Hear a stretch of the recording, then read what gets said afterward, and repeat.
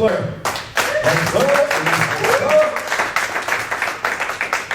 He said something there. Go ahead. I got nothing. So I only came up here to embarrass myself. So I'm wearing the turtleneck, okay? I don't know what people think of this, but I'm always trying to get comments because this cute woman gave it to me and it smelled really good. So I thought, cool, I need a little white shirt, you know?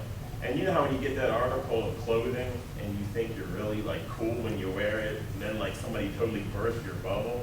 So I came out here from Baltimore, and my friends, you know, they're pretty tough football kind of guys. So we go out, and my buddy's like, "What are you doing?" "The turtleneck." I'm like, "Oh, it look cool," you know. So he burst my bubble, then I had to put it away, you know.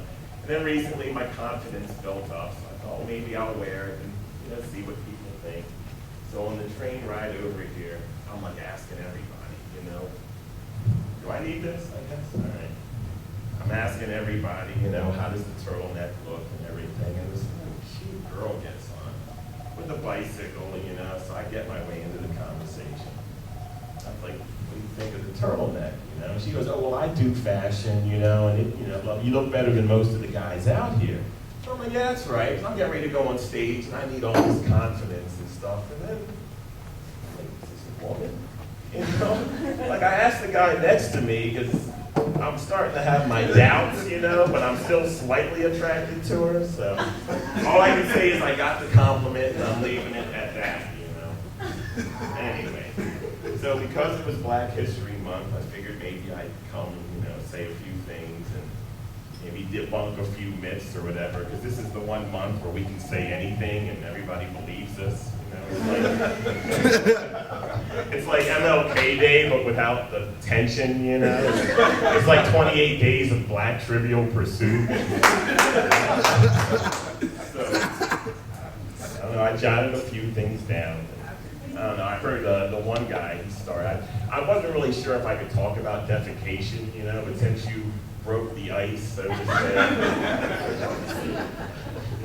First time I got out here, and I'm not a ladies' man, despite how I dress, you know.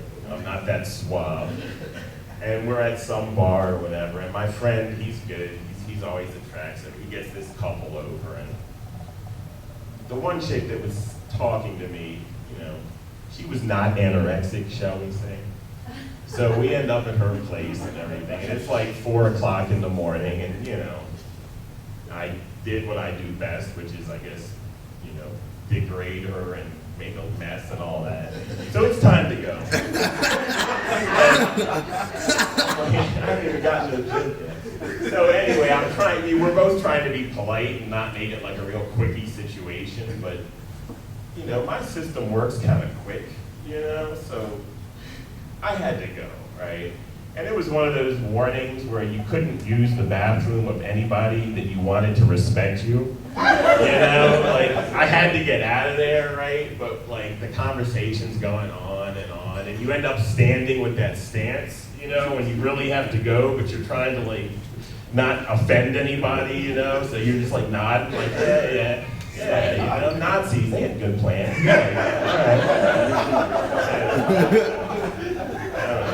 Not that it's going to help my career, but I ended up defecating on the side of her condo, you know, so.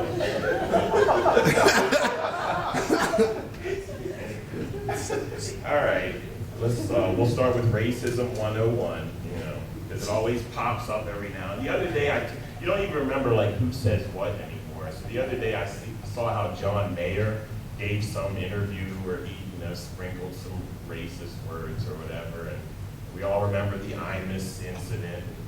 You know, you always run into white people that are like, why can't I use the N-word? Why can't I use it? And I was trying to figure out exactly what rule could apply. And basically, you can use any word after it's been used on you. You know? It's like Jewish jokes are real funny when they're told by Jewish people. You know, when Mel Gibson tries it, they lose a little bit. I remember when I was a kid, my parents wanted me to have a good education, so they sent me to this private school. And, you know, that's where I learned all the hardness that is, you know, being conveyed out to you now. I was the only black kid in the class. And what sucks is when you're black, but you don't live up to any of the good stereotypes.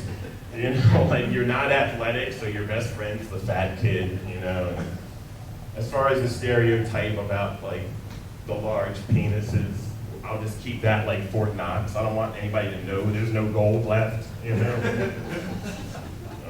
That was deep. Because whenever a white girl wants to date a black guy, they always have this image in their head, you know? And when you're in bed with them, they always say you look like some famous black person. So depending on how good you are in bed, I've been compared to Denzel Washington and Grover from Sesame Street. But it works, you know, and now black is in, you know, we have the black president, which is kind of like that bus driver you had when you were a kid, like the one that was really cool and he'd get you the candy bar on your birthday and he never touched you, you know. And all the other bus drivers were like mean and nasty.